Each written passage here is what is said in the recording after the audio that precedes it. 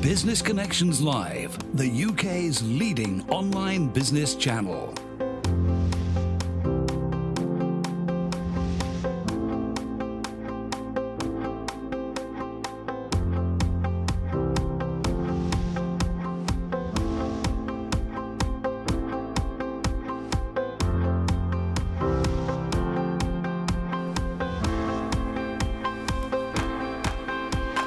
This is Business Connections Live with Steve Hyland. Hello there and welcome along to Business Connections Live, the program for entrepreneurs, SMEs and also business owners. On today's show, we're going to be discussing social media opportunities for businesses into 2016 and beyond, because it's an ongoing thing. Social media is growing, but it is changing. It's a bit of a changing feast out there at the moment.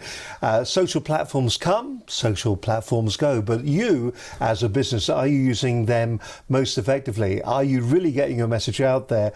And probably more importantly, which we're going to find out today, when you do engage with your audience, what happens then? Do you collect their names? Do you talk to them? Do you have a clear call to action? Joining me in the studio today is Mark Tillison. He's the Managing Director of Tillison Consulting, a digital marketing agency. So then, Mark, just come a little bit closer. You're sitting back in your chair there. Just tell me a little bit about, first of all, you. How did you get into this whole social media world? I mean, the social media was probably an evolution, really. It goes back probably a bit further than that in terms of digital marketing. So I've always been in sales and marketing. This company kind of appeared from nowhere called Google, and the company said, you should do that. So I kind of ended up doing Google AdWords at the time. But your background is software. Is it software sales or is it software development? It's technical. I've always been a bit of a geek, so it's always been kind of computer based. So IT sales, you know, I've historically sold IT hardware, things like that. But ended up working with a software company, which is where the kind of AdWords connection came in. And then I started my own business, this business, in 2007, and started doing that for other people. And then as we've grown as a team, social media then happened. And then we've kind of embraced that and helped clients to get the most from that as well. So it's just one of the set of activities that we do. You're an expert in the field, so when you go out there and you go into a number of different organisations, so somebody phones you up and probably thinks that they have a problem, or they feel or they've heard somewhere that they can do better by using social media and pay-per-click and all those kind of things. Mm-hmm. When you rock up there with your bag of goodies, what's the most typical mistake do you think that they make? There are a few actually. I think the biggest, most frustrating one is people using the wrong tool for the job. And people very often think, okay, there's this kind of silver bullet that social media is, and instead of paying for search traffic on Google or doing SEO, that actually the answer to their prayers is we'll generate sales with social media. And the problem with that is a lot of the time with social media, we're really interrupting people. You know, whereas with search marketing, someone saying, I need a product or a service, they go to Google, they search for it, and they find you. They're in a buying mood.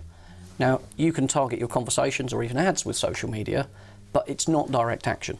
And trying to compare spending £100 or 2 hours on social media platforms, say Twitter, or doing a pay-per-click campaign, you're not comparing apples with apples. I think that's one of the biggest things, is people's expectations of what social media will do are kind of misguided.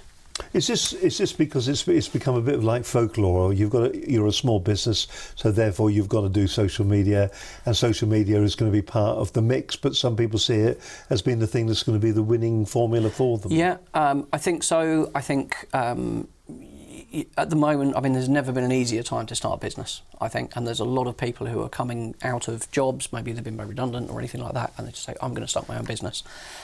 They don't always have a huge budget. So what they do is they do something that doesn't cost very much, which is I'll do social media because I can get my phone and I can tweet. Brilliant. Mm-hmm. But as I say, their expectations of what that's going to do for them are usually misguided. So you can generate sales through social media. It is absolutely possible. But it's more, I always say it's more about relationships and reputation. That you're trying to connect and engage with people. But there's a real disconnect there as well, isn't there? There are a lot of people I mean, we're the same as well. There are 3,000 Twitter followers. You cannot engage with 3,000 individual people. No, of course not. So does it cease to be social? A bit like Facebook to a certain extent. Facebook now is becoming mass broadcasting, isn't it? It's becoming broadcasting, whereas when it started it was narrowcasting. I think it depends on your business. So, there's very much a lot of people get hung up on the how many Twitter followers do I have or how many Facebook fans do I have. And that's probably, just going back to your question, what the biggest mistakes are. That's a huge one because the quality is way, way more important than the quantity. It's great for your ego when you have 1 million Facebook fans, fantastic. But if none of those people are engaged with your brand, if none of those people are interested in what you have to say, then they're worthless. So it's really important, I think, to do things which do engage the audience. And done well, you want to create a community, certainly with Facebook, where we've had clients where the page almost runs itself. And you have ambassadors for the brand that are self-appointed.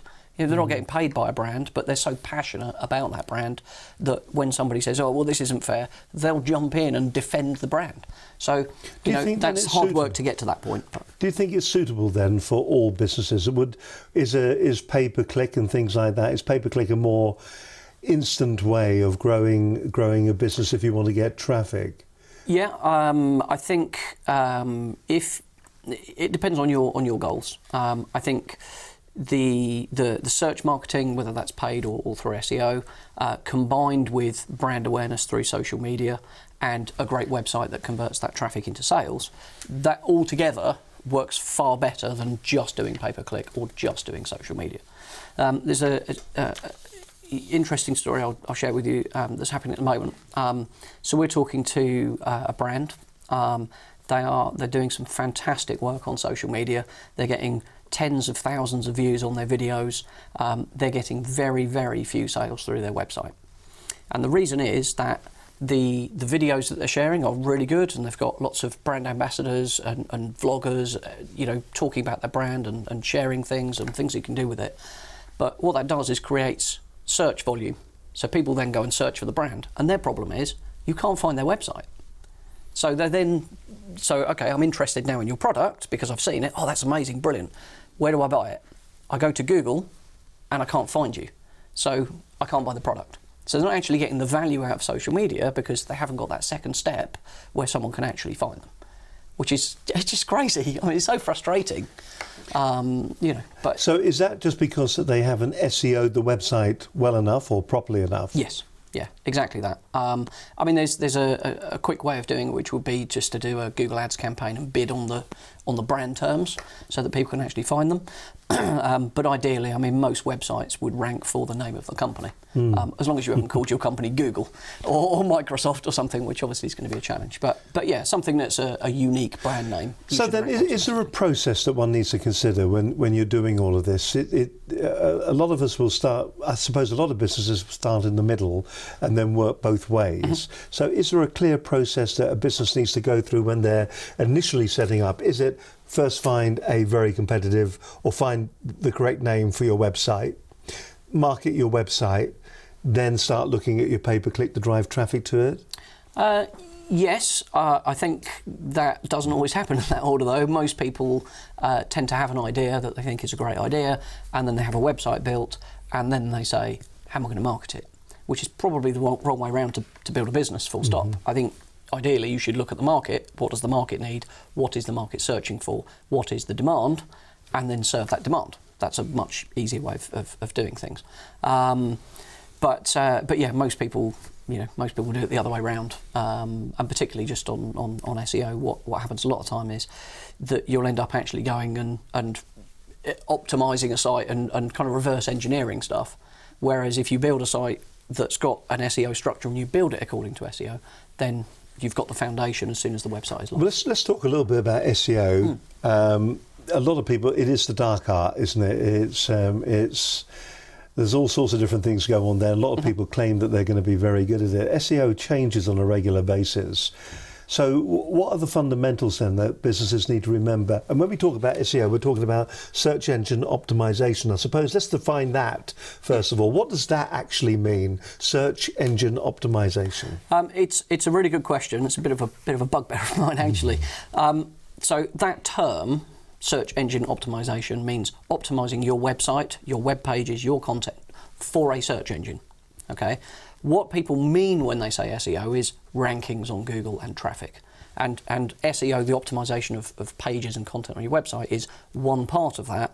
The second part of that, which I would argue is not search engine optimization, is more about creating great content that people want to read, want to link to, and building links into your website, which is the second part of that process. So what are Google actually looking for, or any of the search engines? What are they actually looking for then when they're looking at a particular website? I mean, I would imagine if I go to Google, and I suppose at that point I am Google's customer, aren't I? So I put in what I am looking for. So what Google wants to do, Google wants to deliver the results that I am looking for. Because if Google doesn't deliver, I won't use Google again. I'll use a search engine that will work for me. So, I mean, what's the search engine looking for? So the first area to look at, and probably the easiest to control, is optimizing the page for a search term or a number of search terms that someone will be looking for, and that's the on-page optimization side. So that is title tags, descriptions, a lot of this technical stuff. The second part of that is that you're not going to get very far with there's one page about what we do or a one-page website. You need a body of content that tells the search engine, look, it's not just one page with 200 or 300 words on it that says we're great at video production, for example. Actually, we've got lots of content, we've got lots of case studies. Actually, when it crawls the site, it's finding thousands and thousands of words that are all semantically relevant and related to that topic. Then you're growing in authority because you're actually saying, look, there's a body of content. The third part of that is that there are the external ranking factors, which is more about the link building. So if more sites link to your content and your website than your competitor, then you're going to be higher ranked. So that's what Google is looking for, but you're absolutely right. It's Google wants to deliver the best results for me. Listen, you. Hold that thought. We're going to come back and we're going to talk in a few moments' time around about what Google is looking for. Remember, you are Google's customer, therefore they want to deliver to you the very best content that they possibly can find for you. They are looking on your behalf effectively, and if they don't get it right, you're not going to be using them time and time again. It's a fascinating insight, and that's what we're going to be looking at. But we will get onto the social media because it's all interrelated, it's all connected. If it's online marketing you want to be talking about, you're in the right place today with my guest today, Mark Tillison, the Managing Director of Tillison Consulting and Digital Marketing Agency. You're watching Business Connections Live. Great to have your company as always. We're live on a Monday. That's what we like to do. And it's good to have some great guests as always. And we hope you find them informative. If you're a small business owner, this is going to be absolutely perfect for you. Let's look back at what we talked about last week. You may be in a situation where you're running a business at the moment, maybe you're in startup mode, maybe you've been going for a couple of years, and you've started to realize that actually you're not completely in control of your own destiny. You don't realize what your cash flow is doing. You don't really understand how effective your marketing is. You don't really know what your website is doing for you and how that is driving traffic to the product or the brand or the service that you are currently getting out there to your potential customers. So who do you turn to give you a bit of advice? Who do you go to sort that out? Who do you go to find out how to read your P&L sheet?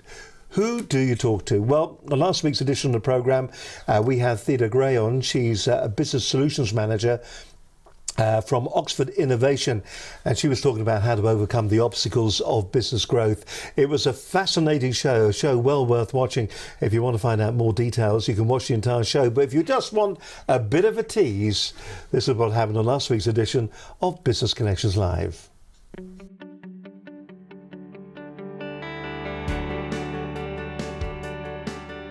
Joining me in the studio today is Theda Gray. She's the Business Solutions Manager from OI Business Solutions. And we're going to be looking at how to overcome the obstacles of business growth. Business owners are busy. Are they planning? Are they prioritising? Do they know what's working or not? And it's really taking the time to step away from the business, assess what's going on, and saying, well, if we appraise what's going on now, how to best inform the decision going forward.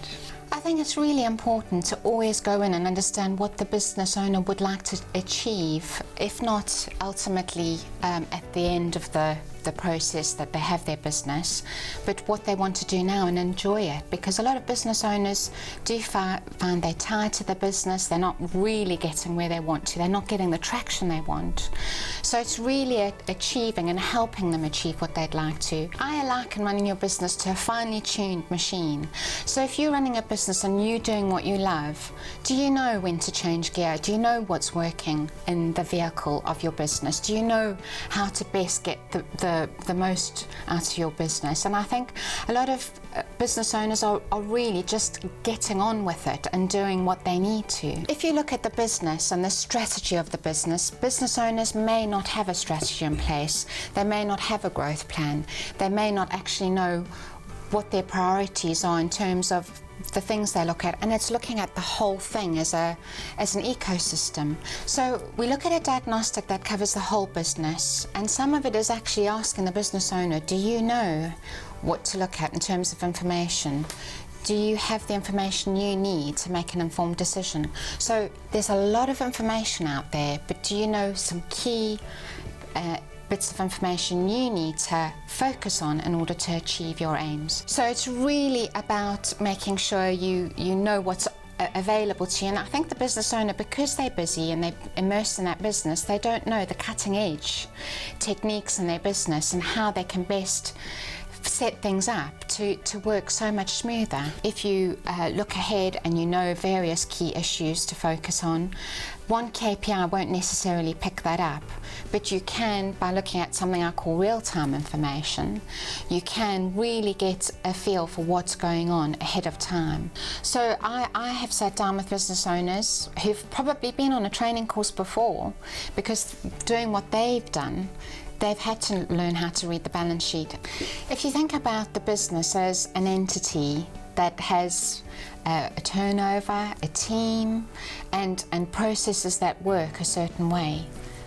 The issue is with owner-managed businesses is they are the business. They tend to be so immersed in the business, they don't necessarily know how to set the business up so they can step away from the business.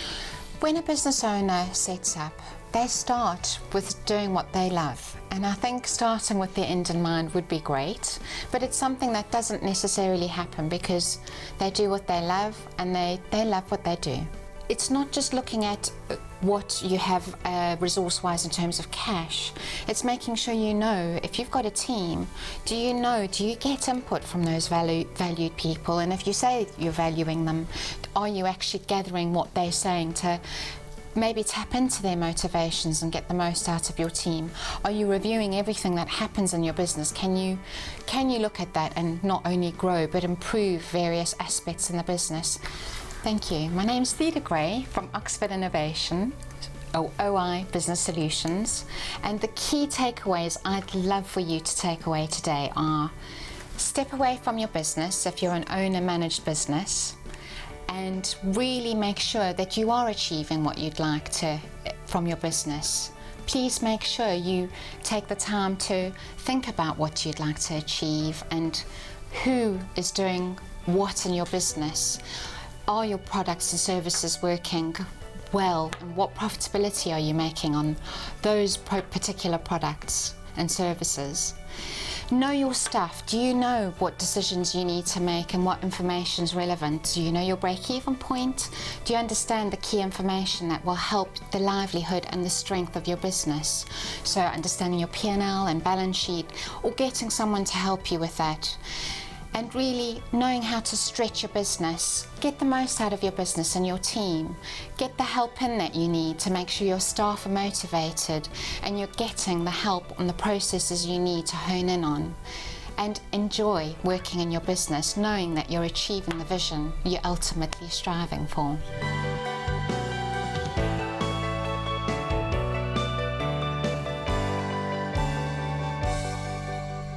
That's Theodore Gray there. She's from Business Solutions. She's a Business Solutions Manager from Oxford Innovation, about how to overcome the obstacles of growth for your business. Really is a cracking show. By the way, if you're enjoying today's show and you'd like a programme just like this one for your business, well, why don't you get in touch with us here at Business Connections Live? It's dead easy. You can drop us an email if you wish to studio@businessconnectionslive.com, or if you want, you can have a chat with myself or Linda Bazan on 01784 256 777. Follow our train of consciousness on our social media platform of choice, which is Twitter, BCL Business TV, or you can go to Facebook. We're getting a lot of reaction from Facebook, in fact. Great engagement at the moment on Facebook, particularly with this brand new feature that they introduced now, a couple of months ago, Facebook Live. Absolutely fantastic. If you're not trying it, if you're not using it, I must suggest that you do get out there, because it does seem at the moment that Facebook love video on their platform. So if you're a small business and you're looking to get increased engagement, just remember to have a call to action in there. You know, get your audience to come and have a look. But then if you're a business, get them to do something. You know, is it going to be collecting an email address? Are you going to be able to market to them afterwards? Are you going to know who's actually looked at what you're doing? Have a look at that. You can follow us on Facebook, as I said, at Business Connections Live. You're watching Business Connections Live, and joining me in the studio today is Mark Tillotson, Managing Director of Tillotson Consulting and Digital Marketing Agency. We're going to be talking primarily about social media, but we've gone down the Google route just at the moment. I do apologise about that, because the whole thing is absolutely fascinating. One question that springs to mind: if I optimise my page and everything like that, and I've got traffic going, the more social media that I do, will that have any impact on the traffic at all? Well, the traffic, obviously you'll get traffic from social media, provided you're doing it right, and obviously that's one of the things that you would want to measure. In terms of purely as an SEO question, is a tweet or a Facebook post valuable? Does Google index that? Does it pass some value? The short answer is no. So there are two types of links. So you'll have all seen those in a tweet. Obviously, it just comes up as a hyperlink. On a web page, it comes up as a hyperlink. Google's bot crawls those links, provided they're what we call do follow links, and that's a standard link. So if you do nothing, it's a do follow link. The other type is what we call a no follow link, and pretty much all of the social media platforms, LinkedIn, Facebook, Twitter, Google+, and all those others, they are all what we call no follow links. So Google might... And is that the platform itself saying that any links from here don't carry any weight? So if you're thinking, there's a thing called backlinking, and some people would that's see exactly what I'm talking that's exactly about. it. And some people would say that I've got loads of social media content out there, and that must be backlinking to my site. Yes. And it isn't. Yeah, I mean, it is a link, but Google's bot, I mean, it is indexing the Twitter fire hose now, so you will get search results from Twitter tweets on the first page of Google for some queries. So Google is indexing the tweets, but it is not following the links, and therefore passing what we call link equity. So they are valuable in terms of getting traffic to your site, but being counted as a kind of vote to say that's a great website, which is the whole point of backlinking, they don't have any value. However, yes, they are. The argument is, if you want to create backlinks, and if you write a great piece of content that's really valuable, which will earn links automatically, then how do you get that in front of people to earn those links in the first place? And that's where social media does fit into an SEO strategy, because I mean, for example, we'll talk about Twitter in a bit, I'm sure. There's a post on our website which took me about 10 hours of the first draft, and it takes me probably 2 or 3 hours a month to keep updated. And we'll probably talk about Twitter chats, but there's a list of over 400 on there. And that automatically earns links from other websites, from people I've never spoken to, never had any, not asked them to build any links. But it's a great resource that people love. So they blog about Twitter chats, and they say, here's a list. Is the power then in getting your content on other people's blogs? That's where you're gonna generate these backlinks. By the way, if you're not familiar with the way backlinks work, for instance, if somebody, say a multi-billion-pound corporate, was to backlink to your site, that is worth more to your site than, shall we say, the corner sweet shop, because the multi-million-pound corporate carries a certain weight, a gravitas with it, that when it links to your site, Google goes, well, if they're linking to it, it must be worth linking to. Whereas if the corner shop is linking to it, they're going, just the corner shop. Yeah, it's a bit like that. So that's why backlinks are so important, and you effectively are scraping a bit of the gravitas of the backlinking organisation, aren't you? Yeah, borrowing's probably a better term. I mean, it's not like a bucket where they're leaking what we would call authority, but it is more. I usually compare it to a democracy, but it's not one man, one vote. You know, from a high authority site, let's say the BBC News website, which might have the highest authority. If you could get a link on there, then you're away. It's worth a huge amount. So that's more like, I don't know, the mayor of a city voting for you, and carrying that many more votes. So yeah, not all links are equal. Absolutely. And there is a real misconception, because from what I understand as well, if you use YouTube, which is a great platform for delivering content to your customers, even though they actually get all the credit when you put any content up there and you link to one of their videos, it's YouTube that gets the credit, not you, even though it's an embedded player or whatever. The other thing as well is in the description underneath, if you put links in there, they are no-follow links as well, aren't they? Correct, yeah. So you've got to be very aware of all of this. So really what you would say is, if you do want to try to generate some of those backlinks, then maybe the best place to actually be looking is writing compelling, engaging content that other people would like to republish with a link in it from them to you. Yeah, as a resource. So resources are always great, and create a lot of links, but deep, really helpful content that people genuinely think that will really help my audience, they will either share through social media, or if they are a blogger, that they will actually say, well, I'm writing about another subject that's related, here's a resource that somebody else has already created. And that's where the Twitter chats is a very good example of that. I'm going to be very rude now, because I'm well, not very rude, just maybe a little bit rude. I'm going to ask you, we've kind of went down a different track that we were going to talk about. Yep. We were talking about social media. So let's bring optimization of a website to a kind of a close. But I'd like you, if you could you give like the 3 key things that once somebody, or as many as it takes, that somebody needs to do with their website just to actually optimize effectively, just very quickly? Sure. The first thing is to make sure that you've got a list of high intent search terms that you are trying to optimize for. Which means? So that means, I don't know, let's say that you make chocolate gifts, okay? There's little point in trying to rank for the word chocolate. Chocolate gifts is going to be very, very competitive, but if you make chocolate teapots, for example, then optimizing for that term, it's very high intent. We know you're looking for a chocolate teapot. We sell chocolate teapots. It converts very, very well. There isn't a tremendous amount of competition for that, so you're going to be able to rank quite easily. So picking the right set of keywords is kind of job number 1. Number 2 is making sure that you have good optimized pages for each of those terms. And does that mean that there is a percentage of the words used? Because we went through a stage where we had keyword stuffing.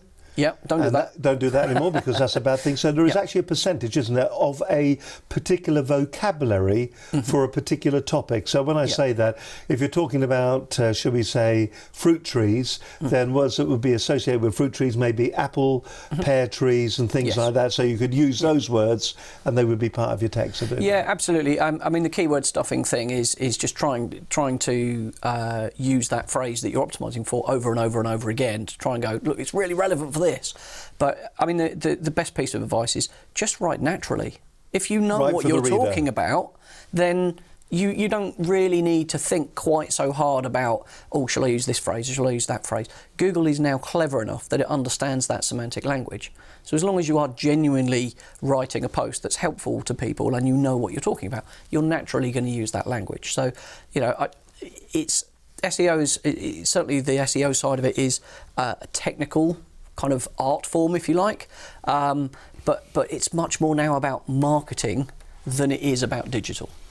All right, so that's it then. We'll leave Google and SEO and optimization alone now. We'll move on really to the core subjects. Now, let's look. Facebook, Twitter, there are other social media platforms out there. Are they beginning to lose their edge, do you think, for business? And what are the opportunities, do you feel, are still there? I don't think so. I think most of them are still growing. I mean, there is always lots of press and lots of noise about Google Plus is a great example, and people go, "Oh, Google Plus is dead," and it's kind of died and come back to life about 15 times by my account. But they're saying this about Twitter on and off Yeah, basis, exactly. And I think that sells newspapers more than anything else. I think people who engage with an audience well, the platform almost becomes irrelevant to a large degree. We were talking off air before about LinkedIn. LinkedIn could be much better as a platform, in my opinion. Does it work? Yes, absolutely. But it works because of the relationships that people build. So actually, it's the networking element that works really well. Whether it's LinkedIn or Twitter or Facebook or Google Plus, it's actually the people. And the platform largely becomes irrelevant, as I say. I think one of the key things with social is picking one platform and doing a great job, rather than the common mistake, which is I've got to do Facebook and I've got to have a Twitter account and I've got to do Pinterest and I've got to do Instagram, and trying to do everything and doing a kind of mediocre or a poor job on all of them. So generally I would recommend, pick the platform where your audience is and the one that you're comfortable with, because you're going to be spending quite a lot of time there. And get that right, and then maybe move over to other platforms. So what constitutes a good job then? I think. Take for instance Twitter. Should we? Which is your preferred platform? I love Twitter personally. All right, let's say, we've had people that have been on the programme, and there was one gentleman who's been on the programme, Brad Burton. Hello there, Brad. 170 odd times a day he tweets. Mm-hmm. I mean, that's a lot. That's a lot. I mean, that's nearly at the point of this is spam now. Yes. I mean, is there an optimum? That's Brad. Yeah, that's Brad. So is there optimum, do you think? I think it's impossible to put a number on how many times you should tweet or how many times you should share to Facebook. I think it's definitely the case that you get out what you put in. So I do a lot of public speaking about social media and SEO and pay-per-click and everything. And one of the questions came up in a talk with about 100 people in a room: how often should I tweet? And we did a quick show of hands. How often do you tweet? And some people are kind of tweeting once a day, and that's not enough to cut through the attention on Twitter. It's very, very quick. The life of a tweet is seconds or minutes at best. Well, hold that thought, because we always say that the life of a tweet is a windy day. You write a note, you put it on the windscreen of a car, and it's gone. Listen, we're going to come back. We're going to talk more about social media in just a few moments' time. My guest on today's show is Mark Tillotson. He's the Managing Director of Tillotson Consulting and Digital Marketing Agency. They'll go in there and they will sort out what you're doing on your social media campaign. But as you can hear so far, it's that experience and understanding of what is exactly happening when it comes to your multimedia marketing across the internet. It's all to come on this edition. You're watching Business Connections Live. I know it's good to have your company. We're live on a Monday, and don't forget, you can always join us. If you have any comments about the programme, please do leave them. If you're watching us on Facebook Live, then you can just leave your messages underneath the programme. Or if you have any comments about the show, if you think Mark is absolutely incredible and you're loving every word he says, then do tell us. If you think he isn't, then tell us as well. We like to hear that, but keep it as nice as you possibly can. Same applies to me. Well, I'm a big boy. I've got thick skin, I can handle it. I don't care. I've been there, done that, got the T-shirt. Talking about people who got the T-shirt, Ian Dixon was on the programme a while back, and we were talking about goal setting. It's important in business. If you don't have any goals set, well, it's a bit like a roadmap, isn't it? If you don't know where you're going to go, you will never know that you've got there. So in business, we've all got to set those goals, and some people will see goal setting as being just a little bit difficult. Ian joined us in the studio, and he came up with some good advice on how we should go about goal setting. You can watch the entire programme. Just go onto the Business Connections Live website, put the words Ian Dixon in, and that will find you the programme. But if you just want a bit of a tease and maybe the highlights of the show, just have a look at this. Here's Ian Dixon on Business Connections Live. My name is Ian Dixon. I am a business performance coach and motivational speaker. I am here today to share with you I've been here today to share with some very simple tips on goal setting. So remember 99 plan A's, so is that it's movable. Don't always cast it in stone. In fact, never cast it in stone. Get somebody to keep you accountable. You might have a positive cherub on one shoulder and a negative on the other, but have somebody stood behind you kicking you up the jacksie to make sure you get those things done. Make sure they're believable. Set yourself 3 big goals for the year. Write down 5 reasons for each goal, 5 whys you want to achieve that goal, and then 10 things on each to get you started. What else could I tell you about goals? So make sure they're believable. I've already shared. Keep them positive. So never set a negative goal. I think that from a goal setting perspective, that's probably about it. And the only other really big takeaway today, which I think we touched on towards the end of today's show, was this whole thing about living in the information age, is to go away, sit in front of YouTube or TED or some other platform and learn about communication. It's such an incredibly powerful tool. We live in the information age. There we go, Ian Dixon. I think he was wearing one of my pink shirts there. Lovely to see him again. If you want to watch the entire programme, simply go along to our Business Connections Live website and you'll find all the details there. In fact, there's over 200 hours of programming there, which includes something like 140 odd programmes for our regular Monday edition. And then you've also got 3 or 4 days of great interviews from some of the business shows up and down the UK too. So if you want to get some really good advice on how to operate, run your business. If you're looking for everything from social media through to finance, through to whatever you need to know, logistics, we've got everything that you need to know on the website. As I said, over 200 hours of free business advice. Go to businessconnectionslive.com. You're watching Business Connections Live. Joining us in the studio today is Mark Tillotson. He's the Managing Director of Tillotson Consulting and Digital Marketing Agency. Every time I see the word consulting, I want to say something different. I don't know why. Lovely to have you with us today. We were talking just before the break about social platforms. We were talking about Twitter. We've already got to the point where we now know that Twitter doesn't give us any backlinks or anything like that. But we've got to be regular when we're doing it, and we've got to write messages that are engaging. Do you have a rule of thumb when it comes to the kind of messages that you put out there? Is it a stream of your consciousness, or are they specific marketing sales messages that you're putting out? Again, it does depend on what the Twitter account is. If it's a brand account, we talked about IKEA before, then what's on their stream would be very different from what's on my own personal stream. We tend to have a nice acronym, as you would. I'll write this down. Called PIE. Cake always works well on social media, by the way. Cake and kittens. Cake and kittens. But PIE is it's the 20, 30, 50 rule. So 20% of your tweets should be promotional. I would say that's probably a maximum. One of the things that I talk about in my public speaking is, if you buy a newspaper, you don't buy it for the ads. So if I'm following you on Twitter, I'm not following you for ads. Okay, so keeping the promotion to sort of below 20% is a good start. 30% should be interesting. Did you know, by the way, here's a blog post of how to do stuff, whatever it might be. And the last 50% is probably the most important, which is the E, which is predictably engagement. Actually talking to people. We bandy the word engagement around, don't we, willy-nilly? Oh, it's got to be engaging, it's got to be engaging. What do you define as engagement then? Engagement is, I would say, it's more dialogue. Not necessarily that it's an engaging piece of content or it's an engaging video, but actually you are engaging in conversation with people.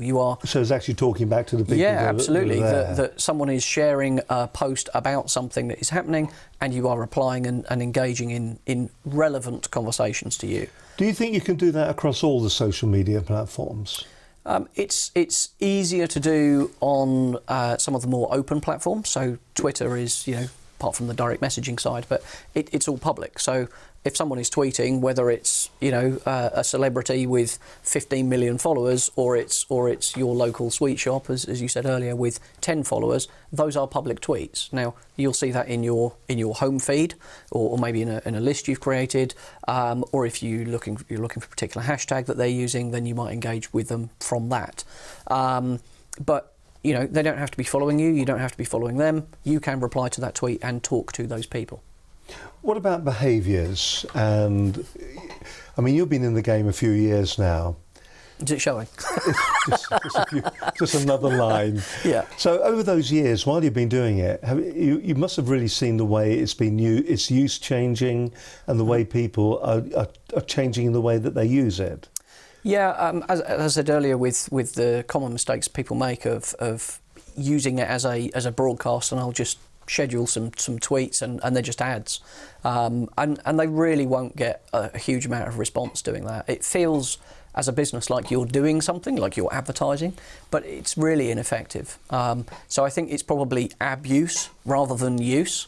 But it's certainly in terms of behaviour, people, it's very easy to kind of think, well, there's a trending hashtag. So what I'll do is I'll tweet using that hashtag that's not relevant to me, just so I get some attention. But it's the wrong sort of attention. You're walking. It's a bit like walking into a room full of people that are at a conference for, I don't know, making cakes or something, and walking in trying to sell cars. Yes, there are lots of people in that room, and yes, they may at some point be wanting to buy a car, but it's not the right conversation. You shouldn't be butting in on that conversation selling cars. And it's the same on Twitter or any of the social platforms. You want to get engaged in conversations with people, and conversations that are relevant to your business, that you've got something to contribute. So what is the optimum number then? I mean, it's very difficult, isn't it? Because we've got two diverse areas here. We've got the people who, for vanity, are looking for thousands of followers, and there are a few people out there that will go and buy thousands of followers. And when you actually look at who is following them, it's everything from Russian and other kinds of sites, adult sites we'll call them, all the way through to individuals who actually have no bearing on what they're doing at all. So it's very, very diverse. Yes. Surely if you want to have a engaging conversation with a group of people, they should be like-minded. Would it be better then, in your mind's eye, to have 100 people that are really engaged with you than to have 10,000 people that don't really give a damn? 1,000,000%, absolutely. As I said before, the quality is far better than quantity. The metrics generally that I would use for Twitter, the first one, and you can have a look at analytics.twitter.com and you can see this stuff for your own account. You will get addicted to it, by the way. So, all right, okay. Be warned. Be warned. You will be addicted to this. Yes. But yeah, it's that. I got 400,000 people I reached last month. Let me see if I can get 500,000 this month, and it's kind of that kind of level of addiction. The first one that you can have some control over is reach, and Twitter gives you a number that is the number of times your tweets have been rendered. What does that mean, rendered? So that means it's appeared. Someone has scrolled past it on their phone or seen it on their screen. There are other systems where they will give you a reach metric. So I have about 6,000 followers on Twitter, for example, and every time I tweet, it says, "Oh, your reach is 6,000." But those 6,000 people haven't necessarily seen that tweet. Whereas Twitter's metrics is this has been rendered into a stream, someone has viewed it, or at least they've scrolled past it. So that's the first one, is reach. And if you improve that reach, the other metrics, the second and third ones, which are most important, will automatically increase. So the next one is how much engagement you've had as a number, and then as a percentage of engagement rate. So the percentage, so I've had a 1% engagement rate over So what are you trying to achieve then by that reach and engagement? I mean, what is the... you must have written down your business plan somewhere that I'm going to invest this time during business hours into using social media, and my objective is to do what? As I was saying, the reach and the brand is probably the most important thing. And then the second is the amount of engagement that we get from that, and then the third is how many people actually click through and come to the website. You said earlier on that you don't see direct sales for most companies who think that that's their marketing. Yes, are very much mistaken. So why are you doing it then? So really, what it does, I mean, you can get some action through Twitter. campaign, for example. So if someone knows you, has engaged with you, has been reading your blog posts, has been following you for a while, then they build up you build up the relationship and the reputation, which are the two key things for me for social media. So from that point, then you get into social selling, or getting now, what people does that mean?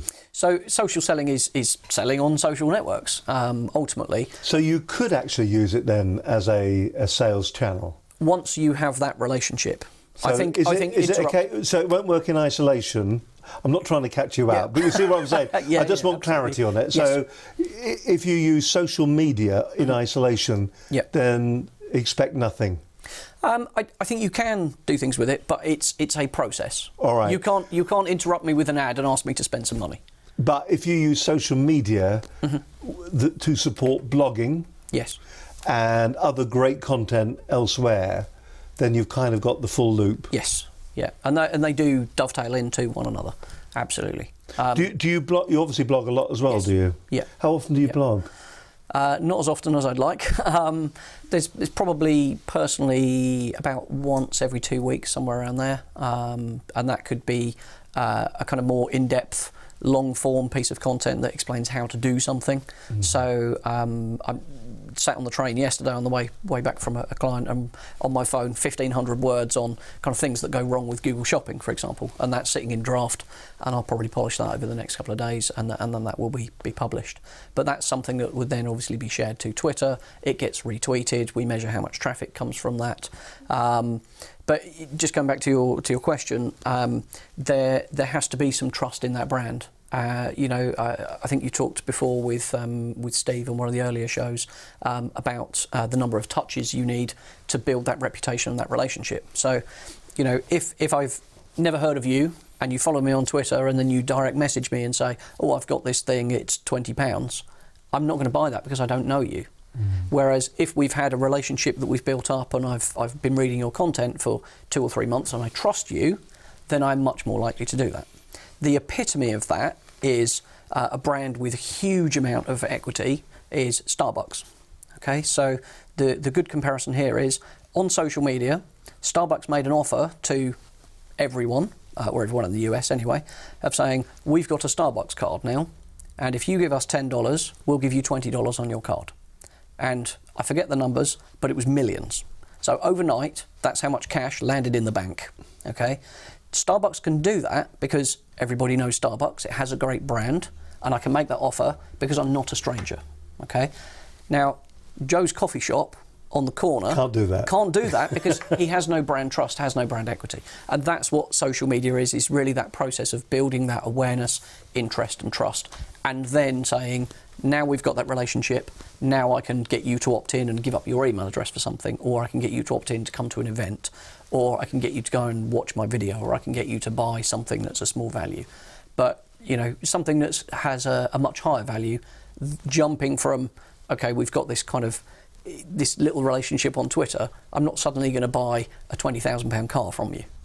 You're not going to come and sell me that. It's not going to happen. Listen, what we'll do in just a moment, we're going to talk. I'm going to get you to crystallise that all down, distill it, so that we get the tips for success when it comes to what you should be doing as well. We've got a few more questions though for you as well, for that matter. Absolutely fascinating, and I think you can see that it's nice to have somebody that comes into the studio and actually does understand, because there are a lot of small businesses out there that will have tried Twitter and had no reaction to it. Now you can see why. Does it work? Yes, it does, but it works as part of a bigger campaign. It's Twitter, it's social media, it's blogs, it's all of that all together. Still more to come when it comes to using social media more effectively on this edition of Business Connections Live. Crikey, I mean, it really is interesting, and it is all so interconnected, isn't it? Yeah, absolutely. And people don't realise that, do they? They think that you can take one bit in isolation and you can muck around with it. You're going to be all right distilling it down in 30 seconds in just a few minutes. You think it through. He's got notes as well. He's going to try his water out as well. Or is that just neat vodka? Who knows? You're watching Business Connections Live. Great to have your company. If you think he's doing a fantastic job, which he is, Mark, he actually contacted me yesterday and he pointed out that a bit of the automation on our website wasn't working quite right. So-and-so. Fixed it, by the way, now, so thank you very jolly much. Thank you very much for that. All right, now, if you think he's doing a good job, and it's all about how do you face the camera? How do you get the most out of any media contact that you have these days? There are a lot of people, say a video camera was thrust into your face, how would you react? Would it be an opportunity for you to maybe highlight the key things about your business to get that soundbite over that people could use at a later date? Or would you find yourself in a situation where you would bumble your way through and destroy your brand? I mean, a Ratner moment. The stuff we sell is just a load of old... Exactly. So how do you handle the media? We run a training course here at Business Connections Live. We invite businesses just like yours to come and join us for a day, and we'll take you through your paces. We'll show you how to handle a TV interview. We'll explain the principles to it, what goes on into a live TV studio, but more importantly, how to handle an awkward interviewer, and some of the techniques that you need to avoid that delicate question and to get your answer over. Listen to any politician on the radio or the TV today. They never answer any question. They will just give you the answer that they want to give you. So how do you do that? And how do you do that so it doesn't sound jarring and that it works well? Well, you can find out by coming on the course. We call it our How to Handle the Media training course. And here's James Griffin from Iris Software. He brought his team on one of our training courses, and this is what he said. I'm James Griffin from Iris Software, and my team have just completed the How to Handle the Media workshop. It was a really great course, it was really fun, and it was a really unique way for them to polish their presentation skills and learn how to answer difficult questions under pressure. So I'd highly recommend this to anybody that values those skills and really wants a great day out with their team. It is our one-day workshop, How to Handle the Media. It's a cracking day. If you'd like details on that, then please do contact us here at Business Connections Live. It is a fantastic team-building day as well. You've got all your sales team, perhaps, well, 6 of them anyway, all working together to generate a live TV program, a live radio phone-in program, which we do as well, and also an on-the-spot location recording. And of course, all that content can be taken away. If you do it well on the day and you learn all the lessons, that content can be taken away and used in your social media marketing campaigns at a later date, or even on your website. If you want details, they flashed up there for a moment, but I'll go through it anyway. You can contact us here at studio at Business Connections Live. There it is, sitting on your screen. Send us an email there, or if you wish, you can give us a call. We love chatting you through. All these courses, by the way, are turnkey, so they are specifically for your organisation. We take content that you give us prior to the course and we customise it and turn that into the course material that we use on the day. So you can give us a ring on 01784 256 777. You can follow us, of course. You can get our stream of consciousness on Twitter at BCL Business TV. If you want to direct messages, we don't mind. You can do that as well using Twitter. We use it as a form of communication too. And don't forget, do check out our Facebook page as well at Business Connections Live. We cannot believe the engagement that we're... Are you getting good engagement on Facebook? Are you using Facebook Live yet? We don't tend to do a lot on Facebook. As I was saying before, do one or do it properly. Do one or two and do them properly, and there's only a certain number of hours in the day. So we find other platforms are more beneficial for our business. It's interesting because we obviously what we're doing with streaming video a lot of the time, or nearly all of the time. YouTube, great technical platform. Unfortunately, in our opinion, YouTube, of course, and the marketing agencies will tell you this, that it's all about 1.5 and 2 minute videos. No, it's not. It's not about the length, it's about the engagement. That's what we're talking about here. It's not about the length, it's about the engagement. If somebody wants to watch something and they are intrigued, if they are engaged in what you're saying, they will watch for hours. There's a guy in America that makes an absolute fortune doing long form technical programs talking about the likes of operating systems and the latest technology. In fact, check him out. His name's Leo Laporte, and it's the Twit, TWIT, Twit Network, twit.tv. Go there. They make a phenomenal amount of money by engaging their audience, and every one of their shows is between an hour and an hour and a half. So it's not about the shortness, it's about the engagement. And unfortunately, the analytics for YouTube are more geared towards the cute pussycat smiling at you or something like that. But the technical platform is incredible. We find better engagement on Facebook. Anyway, off my soapbox, back down to reality, breathe the fresh air. You're watching Business Connections Live. Joining me in the studio today is Mark Tillison. He's the Managing Director of Tillison Consulting and Digital Marketing Agency. They are the people to go to if you want to get your social media campaigns working properly. I asked Mark a moment or so ago just to distill the key tips for success in 2016 when it comes to using social media. What would they be? I mean, there are a number of changes and evolutions across all the platforms, really. They're all evolving. You mentioned Facebook live streaming, Facebook video. I mean, that's a huge evolution. I think across the board, video is just massive. I mean, it's just exploded this year. So, you know, we've seen Periscope kind of popping up, quite literally, pardon the pun. We've got Meerkat, we've got Meerkat, we've got Blab, we've got Twitter video, Instagram video. You know, that's exploding as a medium. I saw recently that, I think it was a quote somebody from Facebook actually saying that by 2010, the majority of the content will be video. I reckon long before then, most websites will look like multimedia TV channels. And it is much more engaging.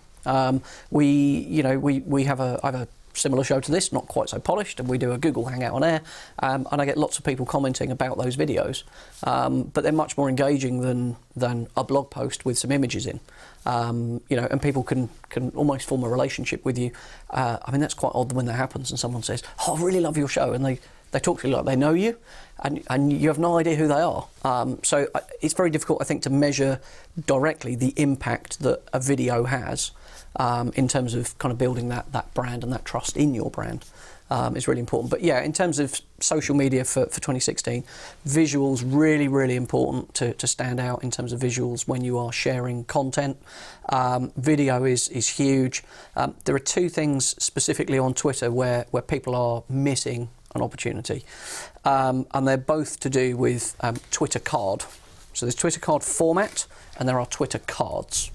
Twitter card format, you'll have noticed when you're scrolling through your feed, your home stream, that some tweets come up with images and some text. So it might be a link to a blog post or maybe a video, and you can see what you're going to get before you click on that link. Mm-hmm. That's created using a bit of data on the page on your website, and that's called Twitter card format. So there are lots of tools that will do that for you, but essentially it's a bit of data that says, Twitter, when someone shares this link, this is the image I'd like you to do, this is the title of it, and here's a description.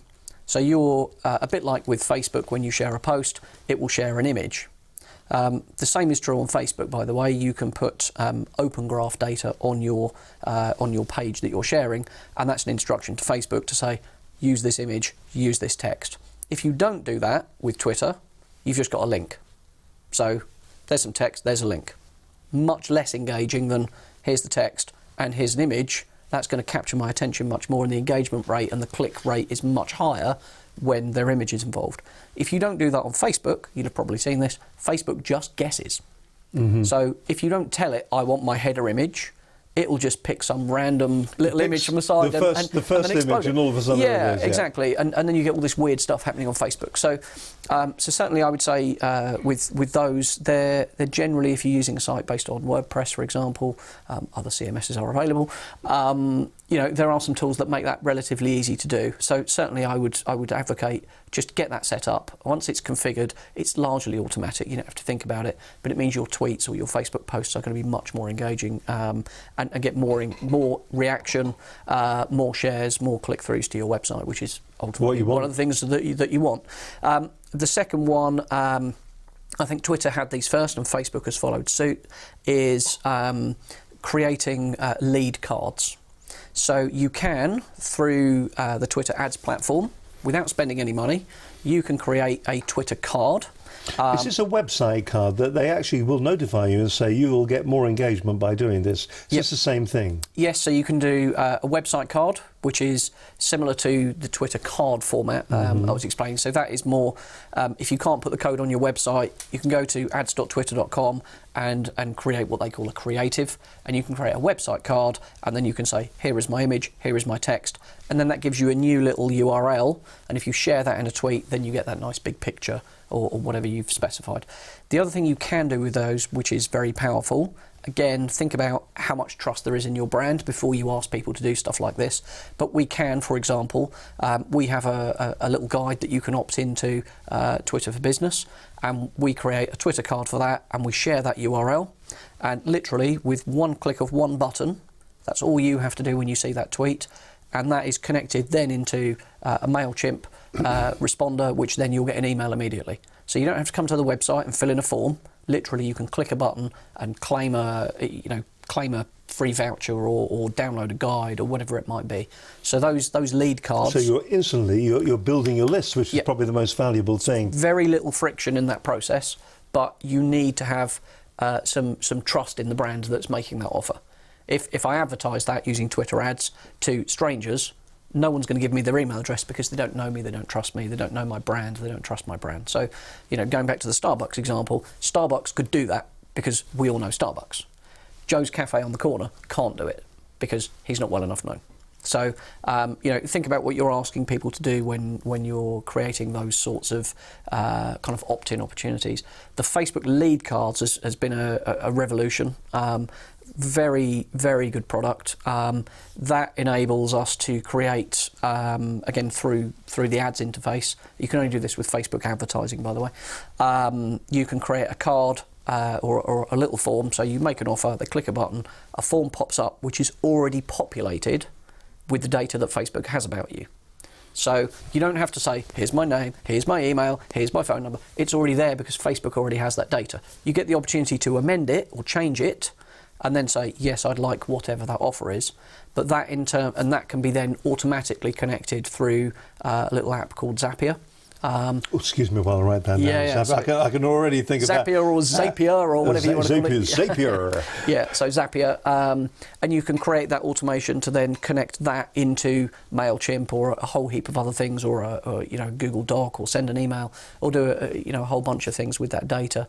But literally, you can automate that. And they're a huge opportunity that not enough businesses are exploiting at the moment. So that's a big opportunity. So if people want to get this information, because in a minute I'm going to ask you to need to repeat all of this again with the little summary at the end of the programme. But if people want to get information, you actually do quite a nice piece on your website where people can download a social media piece of advice, don't you? Yeah, there's a Twitter guide that people can request. It's kind of distilled into 5 individual emails, 1 a week, and it will help you kind of get set up. And then rather than just kind of blasting a whole heap of information in one go, that will kind of get you started, and then kind of gently ease you into the world of Twitter to get some. And it's very interesting as well. The first installment of the business guide to Twitter will arrive in your inbox shortly. Interested in learning more? Get AdWords Success Guide, and so I mean this is a great way of engaging people, isn't it? Yep, absolutely. Absolutely. Fantastic. Okay. Listen, we are rapidly approaching the end of the programme. As always, and we've got a lot done. In fact, the last 3 minutes were absolutely fascinating. The rest has been rubbish. The rest of it's been rubbish, but the last 3 minutes. Now, and I'd like to I'd love to have you back on the program at another time to look at maybe some of those particular techniques as well. But in the short term, if you look straight down camera number 1, comb your hair, put your tie on, get your teeth in, and it's the key takeaways that we need for the viewers today that they should be considering when it comes to really the effective use of social media. Please say who you are and where you're from. Take a breath. The airwaves are all yours. Sure. So I'm Mark Tillison. I'm a sales and marketing geek and MD of Tillison Consulting. We work with small businesses, large businesses, to help them generate more leads and more sales online. One of the methods we use to do that is social media, as we've been talking about today. I would say that the key things that you need to do with social media are, first and foremost, just pick one platform. Don't try and do them all. Pick one platform where your audience is and that you are comfortable with, and really commit to doing that. Measure the engagement. Make sure you are measuring this to see how you're improving. Measure the engagement, measure the reach if the platform has that, and also measure the traffic that's coming through to your website. And if people are actually buying or contacting you, again, measure that as a conversion. And that's really, really important to do that, and commit to it for a period of time. You know, this is not a quick win. This is not something you can do for a week and get some results. This is really going to take weeks and months of effort. I would say if you're going to distill that down into one thing, Twitter is a great platform to start with. It's probably the simplest out of all of them. Engage in 1 hour a week in a Twitter chat. And there are a huge list of those. If you just Google Tillerson Twitter chats, you'll find a list of over 400. They're all divided up by location and the type of industry, and I'm sure you will find a good chat that works for you once a week for 1 hour. And even if you do nothing else, just do that once a week and see how you get on. Excellent, fantastic advice. So thank you very much indeed. So, I mean, some great advice if you do want to up the game when it comes to the way that you are marketing your brand, or your product or your service when you're using social media. What do you reckon just around the corner? What's the next big thing? What's the mumblings? What's the noises? Well, LinkedIn, obviously the big news with Microsoft. I sincerely hope that they are going to improve the ad platform capabilities, because that's been lacking. I think for us as an agency, we have clients and we're approached by people who want to reach the audiences that LinkedIn has, but the targeting options aren't always the best. So, you know, it's been quite a challenge to actually build something on budget that will be targeted in the right way. So hopefully they're going to resolve that, but that will be a big thing. Pinterest, obviously another platform, some would argue is not social media. I think they say it's not social media, but they have promoted pins as well. So that's their own pay-per-click platform. That's new, only just launched in the UK. So those are kind of big opportunities. There are new things popping up all the time. There's a little startup called Natter, which I dabble with a little bit, and it's essentially Twitter, but 3 words. Love it. Maximum and minimum. Minimum of 3 words. I like it. Listen, it's been an absolute pleasure. Thank you very much. Put it there. Thank you very much indeed for being on the show. Hope you've enjoyed that look at how social media could help your business. I found it fascinating. Let's do it all again very shortly. Mark, thank you very much indeed. No problem. And let's do a little bit of housekeeping before we walk out the door. A fantastic guest on today's show. I really could have sat there actually for another half hour. I quite enjoyed the fact it was going down the techie route, which was really great fun. So that really suits me down the ground.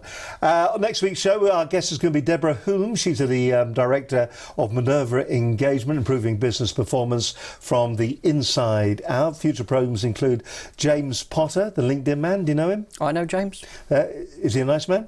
He's a very nice man, likes his coffee. He likes his coffee. The LinkedIn man, James Potter, going to be on the show. And we've got a Business Connections Live special on the hurdles of SMEs when tendering for government and PLC contracts.